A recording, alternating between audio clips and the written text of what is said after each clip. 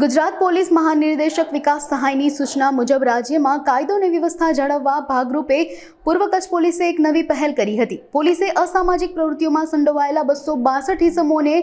Gandhidham headquarter ખાતે બોલાવ્યા હતા। આ કાર્યવાહી અંતર્ગત સરકારી જમીન પર દબાણ, ગેરકાયદે વીજ કનેક્શન, અવૈધ નાણાકીય વ્યવહાર, દારૂ જુગાર અને મિલકત સંબંધી ગુનાઓમાં સંડોવાયેલ લોકોને નિશાન બનાવવામાં આવ્યા હતા। આ બેઠકમાં અંજારના ડીવાયએસપી મુકેશ ચૌધરી, ભચાઉના DYSP Sagar Sambhada, LCB PI N Chudasama, SOG PI DD Zala સહિત તમામ પોલીસ મથકના ઇન્સ્પેક્ટર્સ અને સબ ઇન્સ્પેક્ટર્સ હાજર રહ્યા હતા। આ દરમિયાન તમામ આરોપીઓના રેકોર્ડ માટે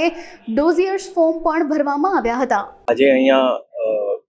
શેણઈ પોલીસ હેડક્વાર્ટર ખાતે પૂર્વ કચ્છ જિલ્લાના જે શરીર સંબંધી અને મિલકત સંબંધી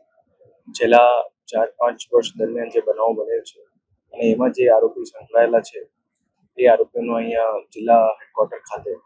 એક ઇન્ટ્રોગેશન રાખવામાં આવેલું હતું અને એની સાથે સાથે એ લોકોને ખાસ સમજ પણ કરવામાં આવી છે કે ફરીથી ક્રાઇમની સાથે સંકળાય નહીં અને નહીં સંકળાય તો એમના પરિવાર અને એમનું સમાજને પણ જે છે અને ઓવરઓલ આખા આપણે ક્ષેત્રને પણ જે છે શાંતિ થાય અને એનાથી એમને પણ મદદ મળે અને એની સાથે સાથે આખા સમાજને પણ જે છે અગર ક્રાઇમ નહીં થાય તો બધાને જે છે સુખ અને શાંતિ રહે એ પ્રમાણેની ખાસ સૂચન આપવામાં આવ્યું છે। અને એની સાથે સાથે અગર કોઈ પણ જે છે જેમની ક્રાઇમ હિસ્ટ્રી રિપીટ થતી હોય તો એમના વિરુદ્ધમાં કાયદાકીય રીતે જે બેસ્ટ અવેલેબલ ઓપ્શન્સ છે એ પ્રમાણે બધી કાર્યવાહી જે છે જિલ્લા પોલીસ દ્વારા કરવામાં આવશે।